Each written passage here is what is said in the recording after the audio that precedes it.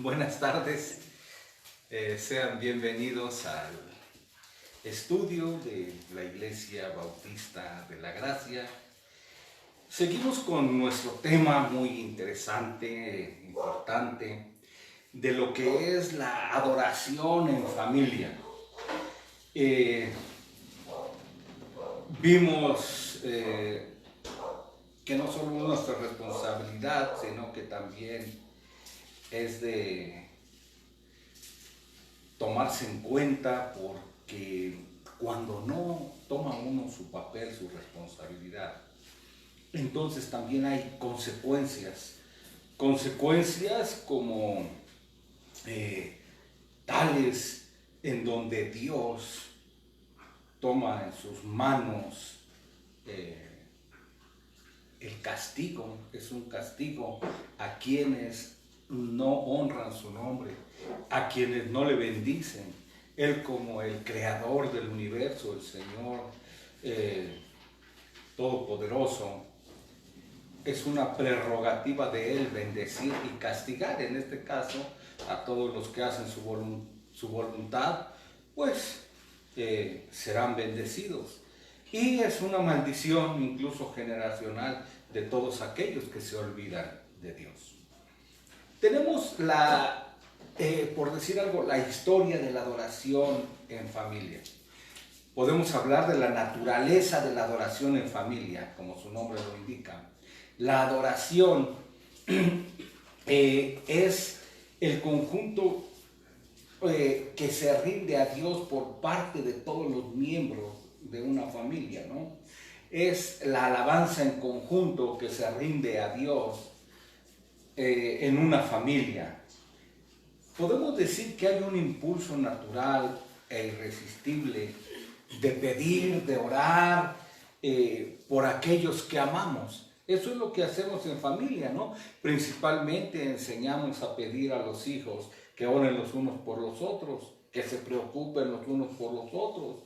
Y es en la oración familiar que no solo oramos por ellos, sino que oramos con ellos. En la adoración familiar oramos con nuestros más cercanos. Vean cómo vamos aprendiendo, ¿no?, a amarnos, a preocuparnos. ¿Por quiénes? Por quienes son nuestros más cercanos. Estamos hablando de nuestros hijos, de nuestra esposa, cuando es la familia, hermanos, primos a veces, ¿no? Y conocemos, por supuesto, por la cercanía, conocemos cada necesidad. Conocemos cada motivo personal de oración que hay por ellos. Sabemos cuáles son sus conflictos, cuáles son sus luchas, cuáles son sus pecados, cuáles son sus anhelos, sus sueños. Por lo tanto, podemos pedir de una manera muy específica, ¿no? Señor, bendice a mi hijo, bendice a mi hermano. Y sabemos exactamente qué es lo que necesitan, qué es lo que hay que pedir a Dios en oración por ellos. Aprendemos a hacerlo de una forma natural, con empatía. Hay cariño, amor, benevolencia. Este es el tipo de oración que el Señor enseña a sus discípulos, vean. Y este es el sello que lleva cada petición. Podemos decir que este es el principio que conduce, vean, a las oraciones. Empezamos en familia, lo aprendemos a hacer en familia, pero también este principio nos lleva a pedir por los hermanos, por los creyentes. Nos lleva y nos conduce a las oraciones unidas de cada iglesia local. Podemos decir que lo que se hace en familia es un reflejo de las oraciones en la iglesia, ¿no? Lo que es un reflejo exacto de lo que se hace en familia, conociendo necesidades, conociendo los motivos de oración, preocupándonos por ellos, y esto lo trasladamos a la iglesia. Esto es lo que debe de ser en la iglesia. conocer los motivos de oración, preocuparnos verdaderamente, saber cuál es la necesidad real de los hermanos. La fuente de adoración doméstica es orar unos por los otros. Y vuelvo a decir, en la iglesia es exactamente lo mismo. Se reproduce lo que se hace en casa. Orar los unos por los otros. Con empatía, con amor, con cariño. Esto es lo que se debe de buscar. La Escritura nos dice que basta únicamente que estén dos personas, vean, dos personas poniéndose de acuerdo para pedir una misma cosa, y Dios está ahí presto a responder. En Mateo 18:20 dice, porque donde estén dos o tres reunidos o congregados en mi nombre, ahí estoy en medio de ellos. Vean, este es el principio en un hogar, dos o tres reunidos, ¿no? 5 con los hijos, ahí está, reunidos en mi nombre, dice, y el Señor está en medio de ellos, presto a responder. Podemos hablar desde el principio de la creación, en la que solamente dos seres, un matrimonio, ¿no? Adán y Eva. Ellos podemos estar seguros que ofrecían su adoración en familia, adoración familiar en el paraíso. Ahí empezó, como familia, oraban los unos por los otros. Dos personas, donde dos o tres se pusieran de acuerdo, estuvieran de acuerdo para pedir una misma cosa. Por lo tanto, lo que estamos viendo, que la religión, la verdadera religión, inicia y permanece hasta el día de hoy en el ámbito familiar. Esto es algo sumamente maravilloso, que la familia, como la institución divina más antigua de la humanidad, y tan antigua como la misma creación de la raza humana, vean, desde ese principio, desde ese tiempo, se reunieran ya para orar, para adorar a Dios. Lo cual nos enseña que no fueron los hombres, vean, no fueron los hombres los que se unieron en familias por decisión propia, por determinación propia, no. Desde un principio esto nos enseña que fue el propósito de Dios. Toda familia nace en el corazón de Dios. La institución familiar nace en el corazón de Dios. Esto lo estamos viendo, lo encontramos desde el principio, desde el Génesis. La familia que aparece y vuelve a aparecer como el principio de adoración, vean.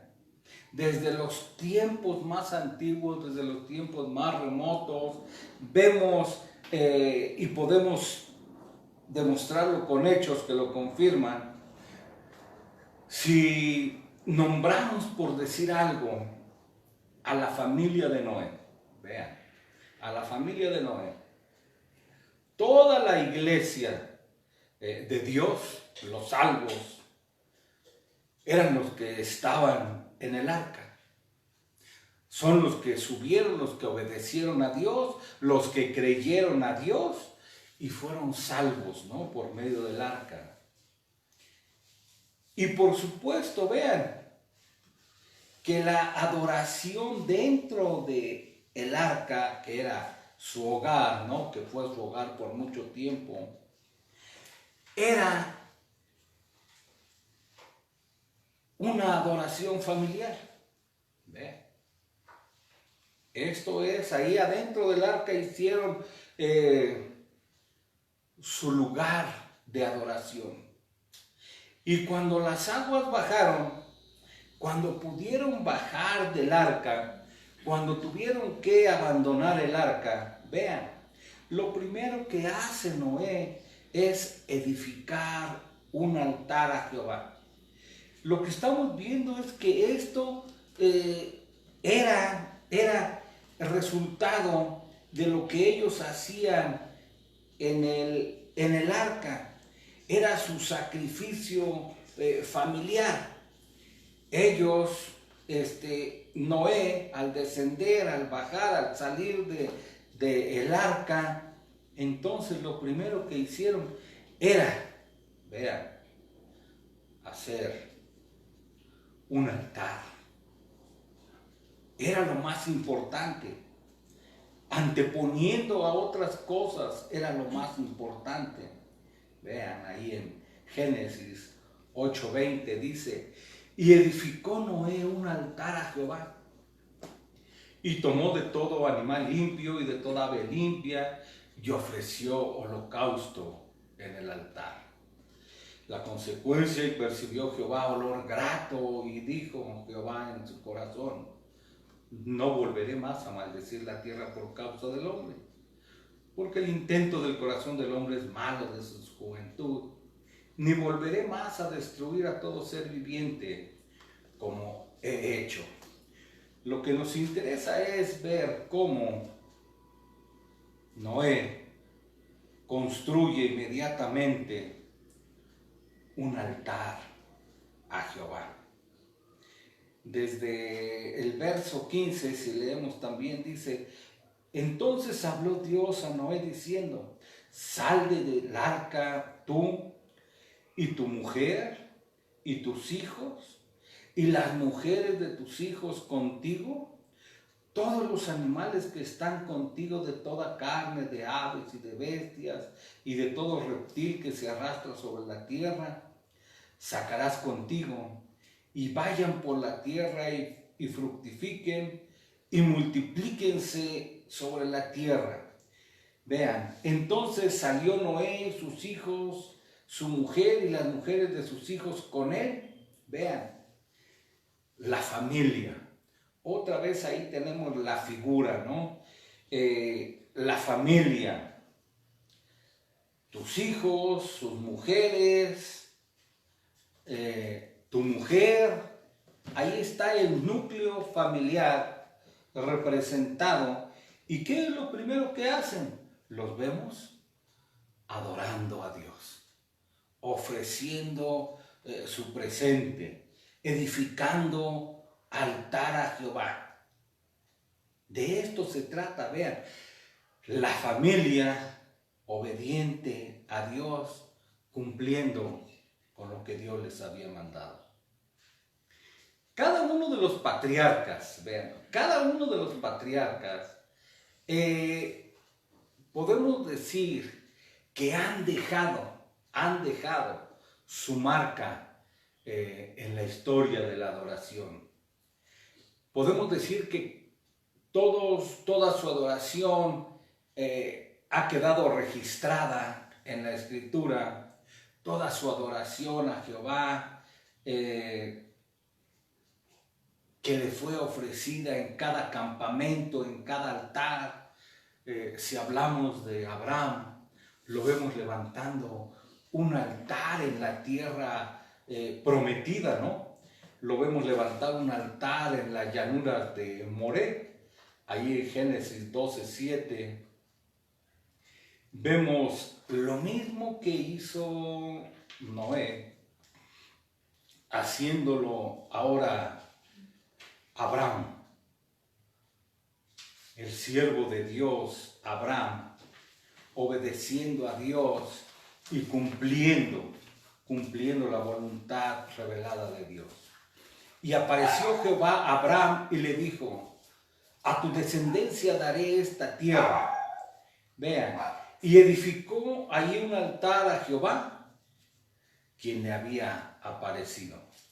Y luego vemos, ¿no?, Luego se pasó de ahí a un monte al oriente de Betel, plantó su tienda ahí en Betel, y en Jai al oriente otra vez edifica ahí un altar a Jehová. Vean, conforme iban caminando, conforme iban avanzando, ellos iban poniendo lugares de adoración. Entre más avanza Abraham o cualquier siervo de Dios, lo que vemos es que edifican uno, otro y otro altar. Sabemos que el altar era donde presentaban sus holocaustos, ¿no? Pero lo que el día de hoy, podemos decir que en cada hogar de creyentes puede haber un altar a Jehová.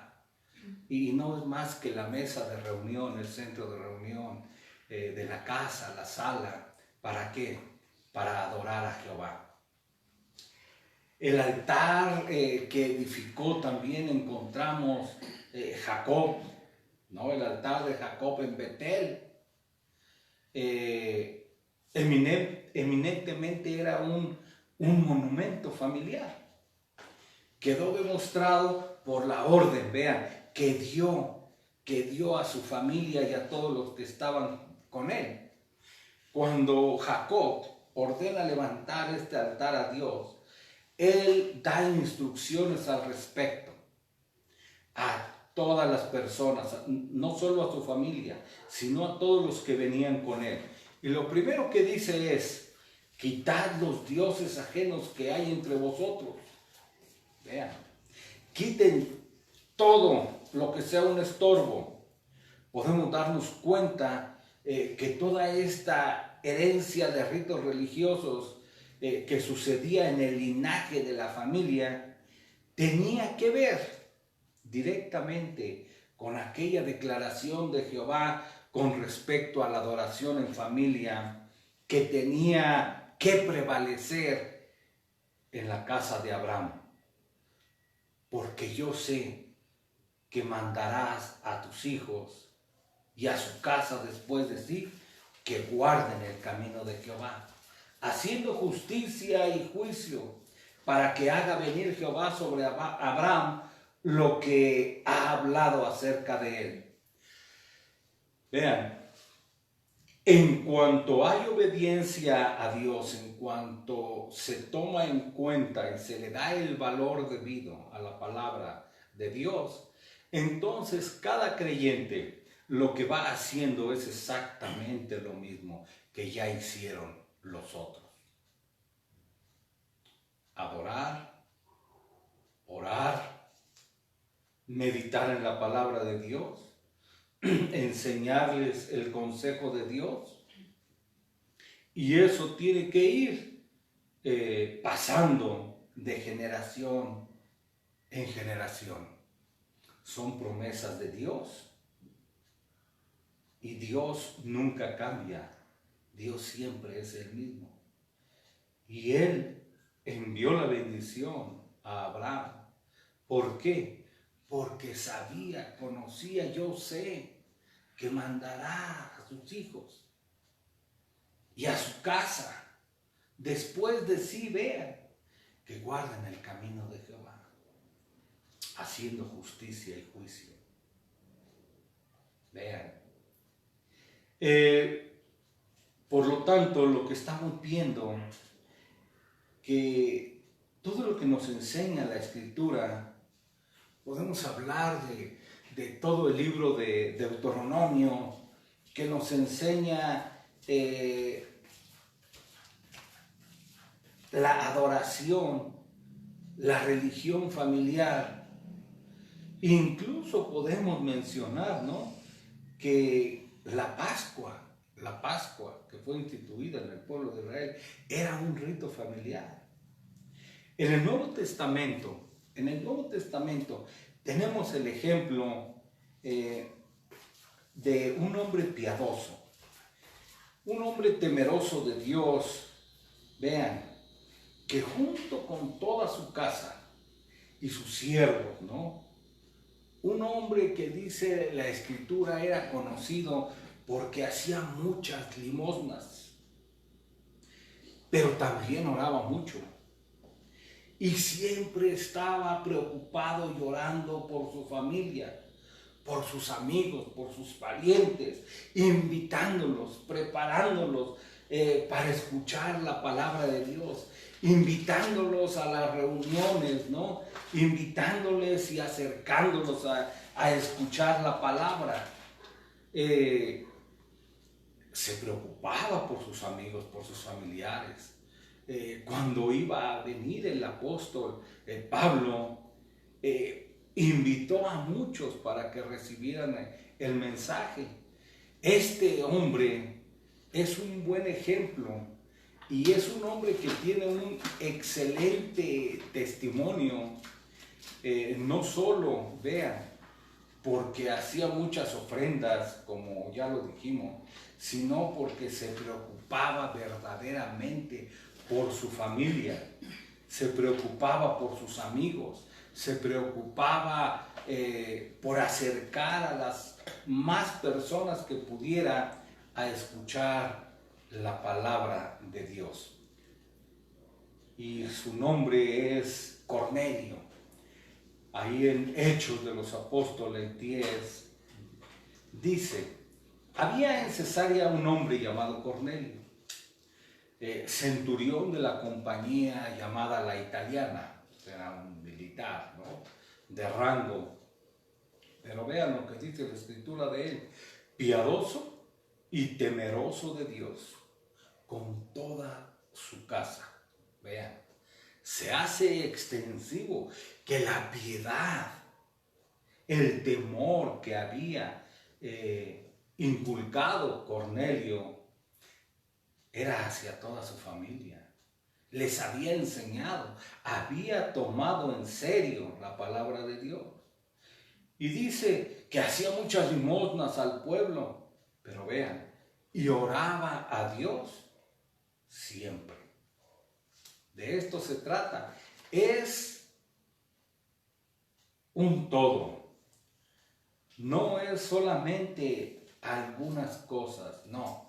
Este hombre se interesaba por todo, por ser un buen padre, por guiar a su familia, por el pueblo también, por las personas, sus vecinos. Les hacía ofrendas, les ayudaba si estaban necesitados, pero evangelísticamente también se preocupaba y era lo que hacía. Era precisamente su labor, utilizaba todo lo que estaba a su alcance para el extendimiento del reino. Ahí en el versículo 24 dice: al otro día entraron en Cesarea y Cornelio los estaba esperando, habiendo convocado, vean, a sus parientes y amigos más íntimos. ¿A qué? A escuchar la palabra. Cuando Pedro entró, salió Cornelio a recibirle. No, era un hombre temeroso. Postrándose a sus pies, adoró, mas Pedro le levantó diciendo: levántate, pues yo también soy hombre. Y lo que estaba decidido Cornelio era a que conociera de la palabra de Dios. Vean. Cornelio es un buen ejemplo de lo que debe de ser un padre de familia, un creyente. Podemos hablar también de Aquila y Priscila, ¿se acuerdan? Vamos a decir colaboradores de Pablo, discípulos de Pablo, que eran hombres diestros en las Sagradas Escrituras. ¿Cómo sabemos que eran diestros? Porque ellos pudieron enseñarle, vean, enseñarle más de la palabra de Dios a un joven ministro. ¿Se acuerdan de Apolos, por el que hubo ahí algunas contiendas, algunas cosas? Este Apolos, un joven elocuente, instruido en el camino del Señor, pero por su propia juventud, un poco impulsivo. Él era un hombre bueno, Apolo, ¿no? Pero le faltaba todavía aprender. ¿Y qué es lo que hicieron Aquila y Priscila? Dice que le llevaron aparte y le enseñaron, porque todavía le hacía falta instrucción en la palabra. La conocía, amaba la palabra y la practicaba y la enseñaba, ¿no? Estuvo predicando, pero le faltaba todavía. ¿Y qué es lo que hicieron Aquila y Priscila? Le enseñaron lo que se tiene que hacer. ¿Y cómo es que ellos conocían, tenían tanto conocimiento acerca de Dios al grado que podían enseñarle incluso a Apolo? Bueno, porque ellos hacían y tenían lo que hemos estado diciendo, adoración familiar. Ellos de hecho tenían una iglesia en casa. Dice que se reunían con los hermanos después de sus trabajos, tenían en muy alta estima sus responsabilidades de las cosas espirituales, pero nunca, oigan, ellos se preocupaban por las cosas espirituales, ellos enseñaban las cosas espirituales, ellos estaban totalmente llenos de la palabra de Dios. Ya lo vimos al grado que pudieron enseñarle a Apolo, pero nunca por ello descuidaron o no cumplieron con sus deberes y responsabilidades en las cosas materiales o temporales. Ellos tenían muy en cuenta que eran un testimonio, que eran un espectáculo para el mundo y que tenían que darlo de excelente manera.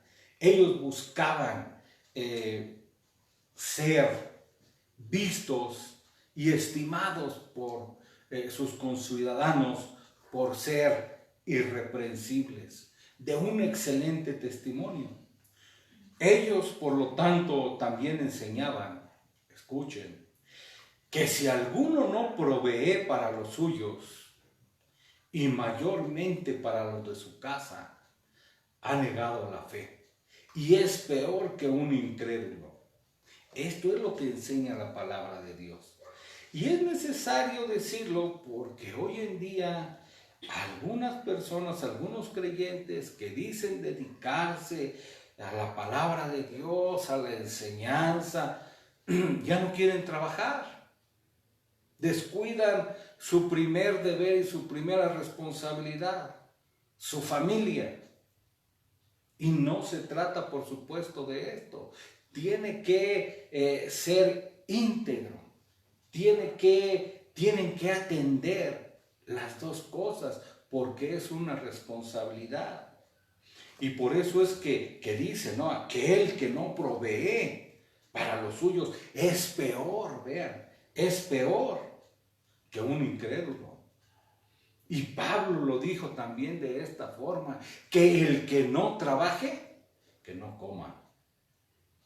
No, o sea, no hay una salida. No es que me voy a ir a predicar, voy a enseñar, voy a reunirme y descuido mis responsabilidades, mi trabajo.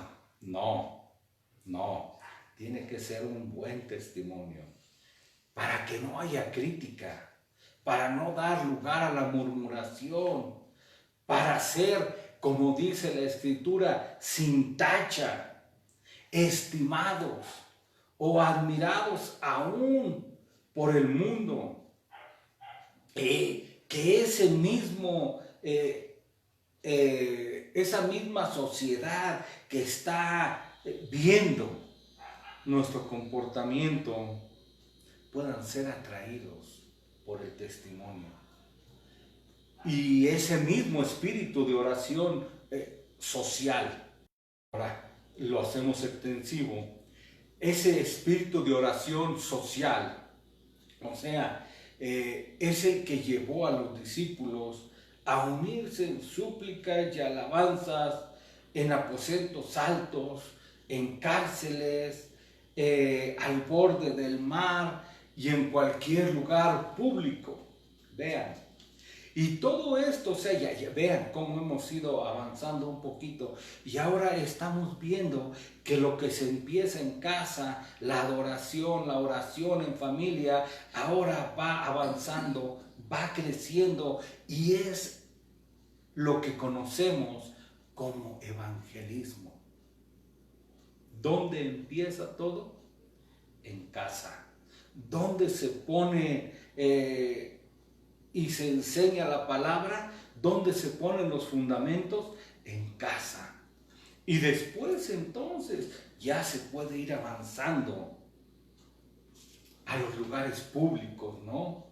Como lo vemos en las escrituras, en el aposento alto, en las cárceles, a las orillas del mar, en cualquier lugar público. Pero volvemos a decir, todo se origina y todo tiene un principio en las devociones diarias en familia. Ahí en Hechos 1:13 dice, y entrados subieron al aposento alto donde moraban Pedro, Jacobo, Juan, Andrés, Felipe, Tomás, Bartolomé, Mateo, Jacobo, hijo del Feo, Simón el celote y Judas, hermano de Jacob. ¿Y qué dice? Y todos perseveraban unánimes en oración y ruego con las mujeres y con María, la madre de Jesús, y con sus hermanos. Vean, un lugar de reunión, ¿no? Una casa, lo que hoy conocemos como templo, como iglesia, llámenle como quieran. En cárceles, ¿no? Vemos a Pablo y Silas cantando himnos a Dios a medianoche, y aún los presos oían las alabanzas, ¿no? Orando los unos por los otros siempre, como dice 2 de Timoteo 1:3, doy gracias a Dios al cual sirvo desde mis mayores, con limpia conciencia, de que sin cesar me acuerdo de ti en mis oraciones, ven, día y noche, preocupados los unos por los otros, lo que estamos diciendo, lo que dijimos, lo que se empieza en casa. Y aunque hoy en día el culto familiar y la oración de los unos por los otros, podemos decir tristemente que es escasa. En toda la Escritura podemos encontrar ejemplos suficientes y constantes que los creyentes de los primeros siglos nunca descuidaron la adoración en familia.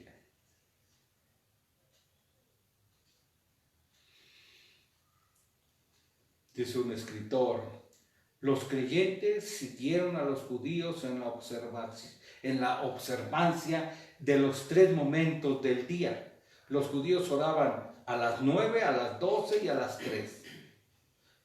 Esas eran sus oraciones especiales, obligatorias para ellos. Pero los creyentes tenemos total libertad cristiana hablando de tiempos de oración.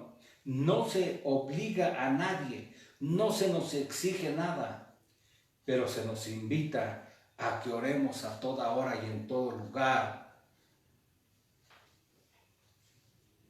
A orar, a empezar y terminar el día con una oración, buscando lo celestial antes que lo terrenal. Oremos. Nuestro Padre que estás en el cielo, te damos las gracias por tu palabra, porque es viva y eficaz. Gracias, Señor, por invitarnos, por animarnos, por exhortarnos a la oración en familia, que es el fundamento, podemos decir, del evangelismo. Pedimos, Señor, tu gracia para cada iglesia, para cada familia, para cada creyente que pueda hacer tu voluntad. Te damos las gracias, Señor, por todo lo que nos enseñas, por todo lo que haces y por todo lo que harás, Señor, a través de las oraciones de tu pueblo. Nos ponemos en tus manos y te damos las gracias, Señor, por una semana más de misericordia, una semana más de vida, una semana más, Señor, que podemos terminar. Gracias por ello. Te lo agradecemos, Padre, en el nombre de Jesucristo, tu Hijo. Amén. Gracias por escucharnos y les invitamos para el día domingo la predicación a las 12 del día, la última predicación que vamos a tener en casa y después vamos a reunirnos ya en